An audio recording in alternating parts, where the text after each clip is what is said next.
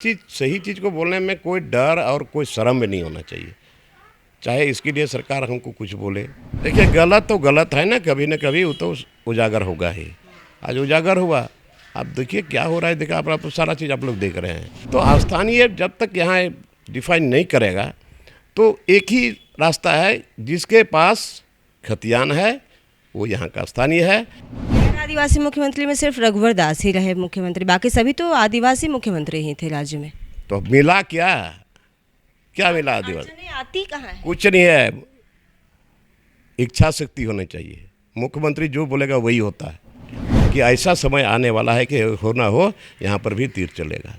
नमस्कार, आप देख रहे हैं द न्यूज़ पोस्ट, मैं हूँ रंजना। इस वक्त हम बात करेंगे झारखंड मुक्ति मोर्चा के कद्दावर नेता और सीनियर नेता बोरियो विधानसभा की अगर बात कर ले तो ये वहाँ के प्रतिनिधि हैं लोबिन हेम्ब्रम। उनसे हम पूरी बात करेंगे। हालांकि बता दें कि बोरियो विधायक लोबिन हेम्ब्रम सदन में मुखर होकर आवाज़ उठाते हैं राज्य हित के लेकर। अगर बात की जाए तो खासकर आदिवासियों की बात की जाए तो CNT SBT एक्ट को लेकर हो, चाहे फिर वो अवैध खनन का बात हो। अवैध खनन का मामला 2020 में जब हाउस चल रहा था उस समय इन्होंने पंकज मिश्रा का नाम लिया था। लेकिन आज हम बात करेंगे कई मुद्दों पर, इनसे साफ तौर पर सुनेंगे। आप इनको सदन में सुनते हैं आवाज़ उठाते, लेकिन आज भी आप सुनिएगा, इनसे हम बात करते हैं।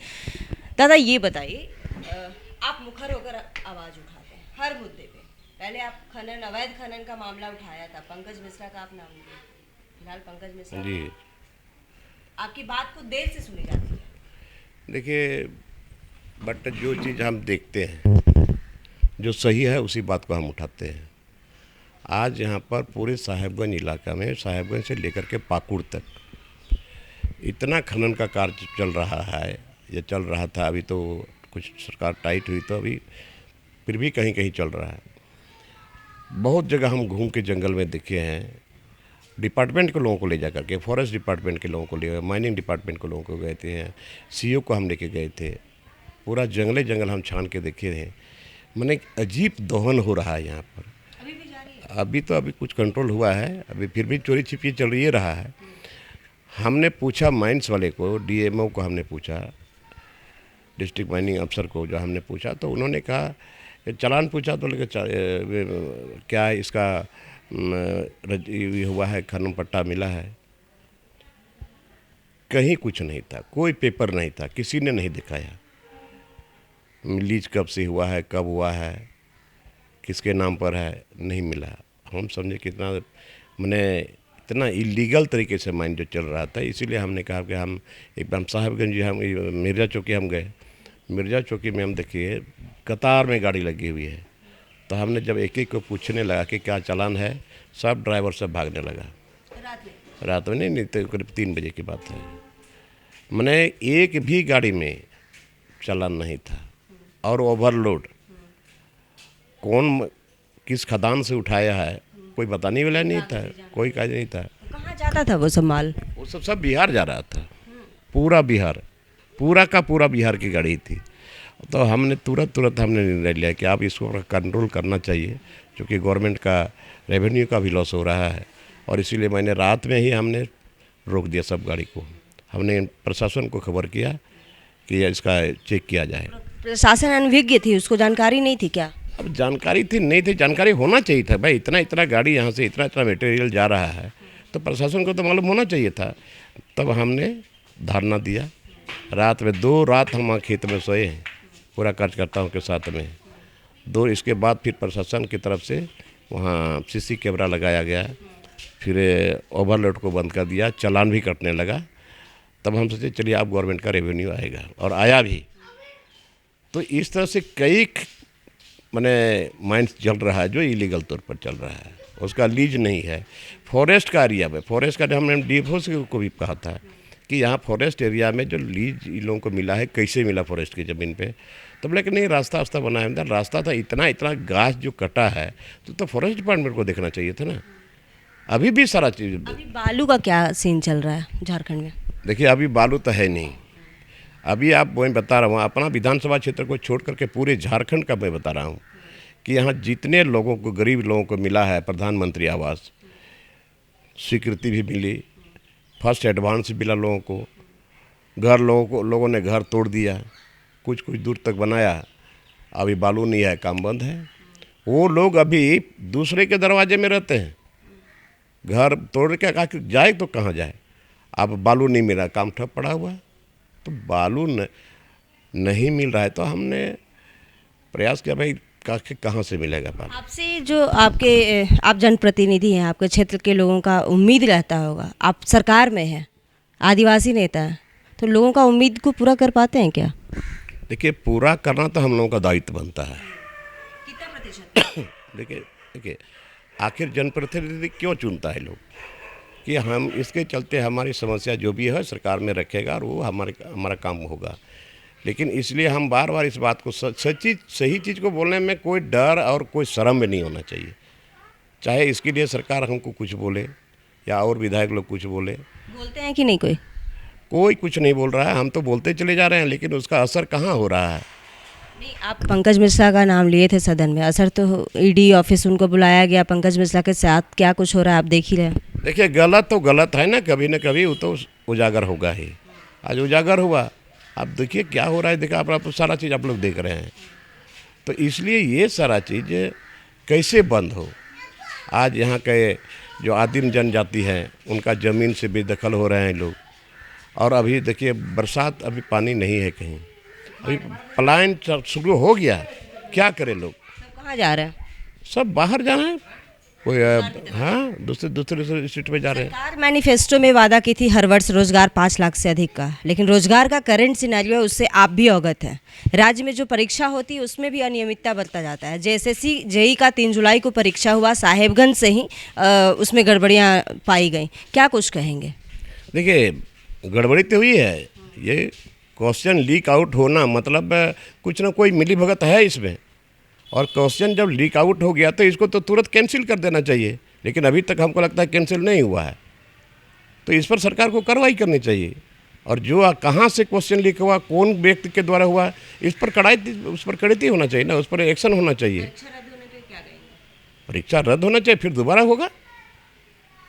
अब क्वेश्चन लीक आउट हो गया, कितने लोगों को क्वेश्चन मिला वो तो अपना जवाब लिख दिया, लेकिन जिसको क्वेश्चन नहीं मिला, जिसको आपने देना था, वो तो आप उसके पीछे जो अच्छा लड़का है, अच्छा स्टूडेंट है, क्योंकि वो उसको क्वेश्चन मिल गया है। हर परीक्षा में ऐसे ही हो जा रहा है। झारखंड JPSC का भी परीक्षा हुआ था, साहिबगंज से ही हुआ था, जो क्रमवार रोल नंबर वाले बैठे थे। साहिबगंज इतना हाईलाइटेड क्यों है इन दिनों? देखिए, इसमें तो सरकार के लोग बैठे हुए हैं, शासन के लोग हैं, प्रशासन के लोग हैं, तो इस सब पर नहीं कड़ती करेगा तो यही सब होगा। आज बदनामी किसकी हो रही है? सरकार की बदनामी हो रही। और सरकार में हमारे माननीय हेमंत सोरेन जी हैं, हमारे माननीय गुरुजी के पुत्र हैं। मैं इसकी बदनामी को मैं बर्दाश्त नहीं कर पा रहा हूँ, और इसीलिए मैं सही बात। आप कभी सुझाव नहीं देते? बराबर सुझाव देते हैं, सुनता नहीं है कोई। अब कोई सुने, लेकिन हमारा काम है। खतियानी मांग को लेकर आप बीच में आंदोलन किए थे, बजट सत्र के दौरान भी आप लगातार आंदोलन हुआ था 1932, उस पर बीच में चुप्पी साध दिया आप लोगों ने, क्या है? मैंने चुप्पी नहीं साधा है। मैं 3 तारीख को घर से निकला हूँ, और एक दिन हम कल परसों गए थे, जो हमारे बड़े भाई थे, चचेरे बड़े भाई थे, उसका वो एक्सपायर कर गया हॉस्पिटल में, उसी को मिट्टी देने हम गए थे। और ये स्थानीय नीति, नियोजन नीति, CNT एक्ट, SPT एक्ट, पैसा एक्ट, ये एक राजनीतिक कागजों पे ही बन के रह चुका है, क्योंकि सिर्फ आवाज़ उठता है, कुछ दिन आंदोलन होता है, फिर वो आंदोलन दब जाता है। नहीं, देखिए उसमें आखिर ये तो चुनावी मैनिफेस्टो है झारखंड मुक्ति मोर्चा का, और ये जल जंगल ज़मीन की लड़ाई लड़ने वाली पार्टी है। और आज स्थानीय नीति नहीं बनेगा, आप वैकेंसी निकालेंगे, अभी तक 1.5 लाख से ज़्यादा वैकेंसी है हर डिपार्टमेंट में, और वैकेंसी निकालेंगे तो जो बाहर के लोग आए हुए हैं, तो स्थानीय नीति यहाँ किसको आप डिफाइंड तो नहीं किए हैं कि कौन यहाँ का आदमी है, कौन यहाँ का स्थानीय है।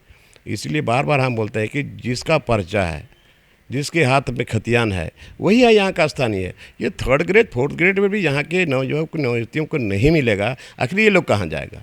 आप बाहरी लोगों को हमेशा निशाना पर लेते हैं। बाहरी कौन? अरे बाहरी जो आया है, जिसके पास खतियान नहीं है तो बाहरी में तो क्या है? जिसके पास खतियान नहीं है, आज यहाँ पर डोमिसाइल है ना सब जगह, दुनिया के सारे स्टेट में है कि नहीं है? सब जगह डोमिसाइल है। कम से कम ये तो पहचान होगा यहाँ स्थानीय हम लोग बोलते हैं, सरकार भी बोलती है, सरकार के मैनिफेस्टो में है। तो स्थानीय जब तक यहाँ डिफाइन नहीं करेगा तो एक ही रास्ता है, जिसके पास खतियान है वो यहाँ का स्थानीय है, और थर्ड ग्रेड में फोर्थ ग्रेड में इन लोगों को प्राथमिकता मिलना चाहिए। अभी कुछ दिन पहले बिहार में एक वैकेंसी निकला है, उसमें सीधे लिख दिया है ओनली फॉर बिहारी। आप बिहार के पड़ोसी हैं, बिहार से ही झारखंड अलग हुआ, लेकिन बिहार का इतना चर्चा आप जिक्र हर बात में करते हैं।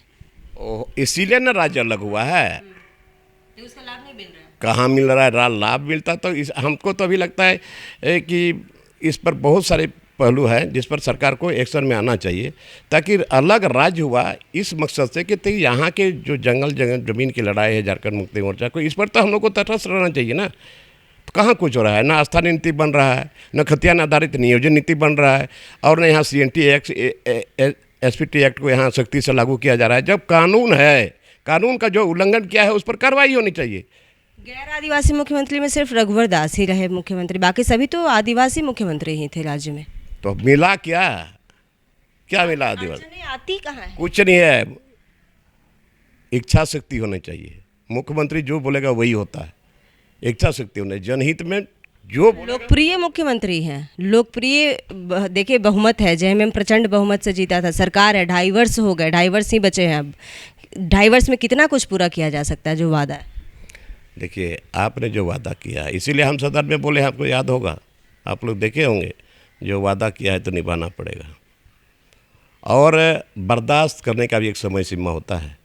कितना दिन तक लोग बर्दाश्त करेंगे? अपना हक और अधिकार के लिए जिस तरह से यहाँ सिद्धू कान्हू, चांद भैरव, बिरसा मुंडा सब लड़ाई लड़े थे, एक दिन यहाँ के लोग भी लड़ेंगे। और ये भी हमने कहा था कि ऐसा समय आने वाला है कि हो ना हो यहाँ पर भी तीर चलेगा। जब इतना कहने के बाद भी यहाँ को लोगों को राहत नहीं मिलेगा, यहाँ के लोगों को अधिकार नहीं मिलेगा, तो क्या करेगा लोग? मरता क्या नहीं करता? जनता में असंतुष्टि का जो भाव है वो उत्पन्न हो चुका है क्या मुख्यमंत्री के अगेंस्ट में? देखिए, सरकार के अगेंस्ट में तो सारे के सारे लोगों का कहना है कि हम लोगों का जब तक ये पांच डिमांड है, स्थानीय नीति, नियोजन नीति, SPT एक्ट, CNT एक्ट और पैसा एक्ट। पैसा एक्ट का अभी तक इसका रेगुलेशन नहीं बना, जिसके चलते यहाँ प्रभावी नहीं है, जिसके चलते शेड्यूल एरिया में भी पंचायत चुनाव हो रहा है। तो इसको करना चाहिए ना, आखिर कौन करेगा? लोगों को एक उम्मीद थी, बहुत आशा विश्वास के साथ वो लोग उम्मीद किया था कि नहीं हमारी सरकार आएगी तो ये सारा चीज़ होगा। करेंट पॉलिटिकल सिनेरियो जो है झारखंड का, इन दिनों आप देख ही रहे होंगे, ऑपरेशन स्टिंग कमल चल रहा है, क्या बड़े भाई छोटे भाई की फिर से बन रही है क्या बैलेंसिंग? देखिए, ये सब हम नहीं जाना चाहते हैं, ये सब बहुत क्या है नहीं है, वो लोग अपना करे क्या करता है। बट यहाँ का जो अभी का यहाँ के लोगों का जो हक और अधिकार है इसको मिलना चाहिए, और यहाँ के लोग कैसे जिंदा रहेंगे, यहाँ का मिट्टी कैसे बचेगा, और यहाँ का लोगों का संस्कृति कैसे बचेगा। आज जैसे क्वेश्चन वाला जो आप बोले, क्वेश्चन लीक आउट हो गया, तो इतना दिन हो गया, अभी तक क्या कार्रवाई हुई? कौन कार्रवाई करेगा? कितना मुश्किल से बच्चे पढ़ते हैं, 8 वर्षों बाद निकली थी, 8 वर्ष के बाद हुआ है, तो अब अभी तक कोई कार्रवाई नहीं भी। अरे प्रश्न पत्र लीक हुआ तो इसको कैंसिल करो, और जो आदमी के द्वारा ऐसा हुआ उसको तो दंडित करो। तो ये सब भी अगर नहीं करेगा तो सब सही बात है कि हम गलत हैं? बताइए। JPSC चेयरमैन का पद खाली है, और कई छात्र हैं जिनका परीक्षा लटका हुआ है, वो बात को लेकर आगे बढ़ते भी हैं, और वो कहते हैं कि फिलहाल चेयरमैन नहीं है, हमारा जो कार्य है वो रुका हुआ है। असिस्टेंट इंजीनियर बहाली की भी आधी प्रक्रिया बची हुई थी, वो कोर्ट चली गई थी, तब तक यहाँ पे जो अध्यक्ष थे वो चले गए, अब वो पद विहीन है। क्या कुछ कहेंगे? क्या कहेंगे? पद है तो वहाँ पर आदमी को रखना पड़ेगा ना। आप पदविहीन कहकर किसी को आप टाल सकते हैं इस चीज़ को कि हम पदविहीन हैं?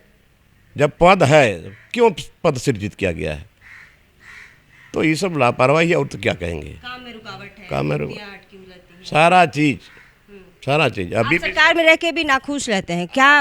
अभी भी समय है, सरकार चेत जाए, सरकार अपना मैनिफेस्टो को देखे एक बार फिर से, और हम उसी के मैनिफेस्टो से एक भी बात हम बाहर नहीं बोलते हैं।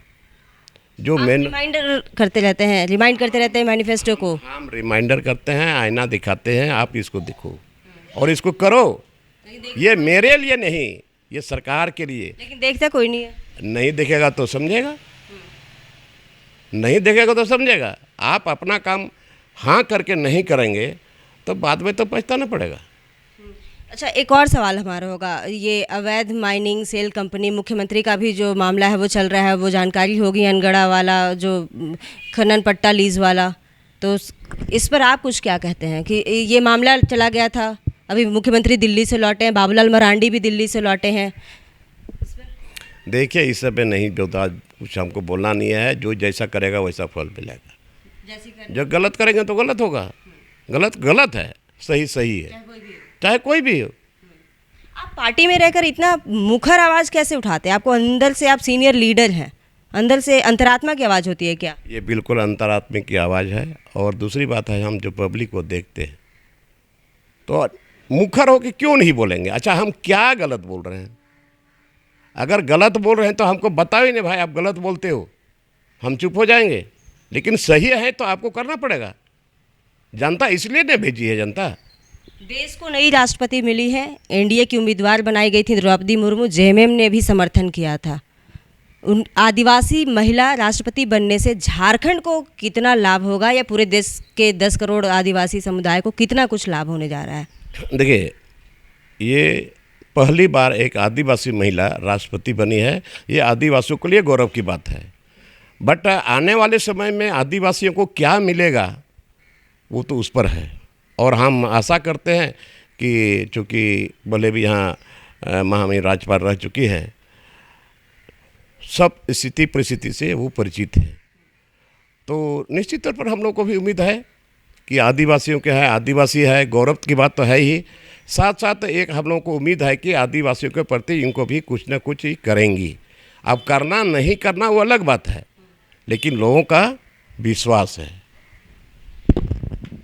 झारखंड मुक्ति मोर्चा के सीनियर वरिष्ठ विधायक हैं लोबिन हेम्ब्रम, मुखर होकर आवाज़ उठाते हैं, सरकार में हैं, सरकार में ये इनकी भूमिका है, इनकी सरकार है, और सरकार के अगेंस्ट है ये हर जो वह मुद्दा जो कि जनहित का मुद्दा होता है, इसे लेकर ये आवाज़ सदन में भी और सदन के बाहर भी उठाते हैं। भले इनकी आवाज़ पर कार्रवाई हो या ना हो, सुनवाई हो या ना हो, ये इनका परवाह ये हालांकि नहीं करते हैं। लेकिन आपने भी साफ तौर पर सुना कि जैसी करनी वैसी भरनी। इन्होंने कहा कि मैनिफेस्टो का जो रिमाइंडर होता है, ये बार बार सरकार को अलर्ट करते हैं, सचेत करते हैं, सुने या ना सुने इसका परिणाम भुगतना होगा अगर गलत करता है, कोई भी गलत करता है तो। लोबिन हेम्ब्रम ने साफ तौर पर राज्य में जो भी परीक्षाएं होती हैं उस पर भी इन्होंने कहा कि जो परीक्षा में अनियमितता हो उसे कैंसिल कर देना चाहिए। 3 जुलाई को झारखंड में जेएसएससी का परीक्षा हुआ था जूनियर इंजीनियर का, उसमें भारी गड़बड़ियां हुई थी, कई मास्टरमाइंड उसमें पकड़े भी गए हैं। इन्होंने परीक्षा रद्द करने की भी मांग की है। साथ ही बता दें कि झारखंड में अगर सीएनटी एसपीटी एक्ट को लेकर हो तो ये कई बार आंदोलन भी कर चुके हैं और सीएनटी एसपीटी एक्ट को लेकर सदन में भी आवाज़ उठाते हैं। दादा, एक और सवाल होगा, सदन में इस बार जो मानसून सत्र होने वाला है, किन उन जनहित के मुद्दों को आप उठाने वाले हैं? क्योंकि हर बार आपका अलग मुद्दा होता है, सदन में आप बाहर धरना भी देते हैं, रो भी देते हैं, भावुक भी हो जाते हैं। देखिए, ये कोई नया चीज़ नहीं है। जो बात सदन में हम उठाए हैं जनहित में, यहाँ के लोगों के लिए, झारखंडियों के लिए, आज भी उठाएंगे, कल भी उठाएंगे, जब तक हम रहेंगे विधायक हम उठाते रहेंगे। साफ तौर पर इन्होंने कहा मानसून सत्र की आगाज होने वाली है। इन्होंने कहा है कि जो जनहित की समस्या के जो मुद्दे हैं, जिस पर ये वहाँ के लोगों से चुनाव जीत कर आते हैं, उस मुद्दा को ये सदन में बुलंदियों से अपनी आवाज़ को उठाएंगे। तमाम इसी तरह के अपडेट्स के लिए बने रहिएगा द न्यूज़ पोस्ट के साथ। नमस्कार।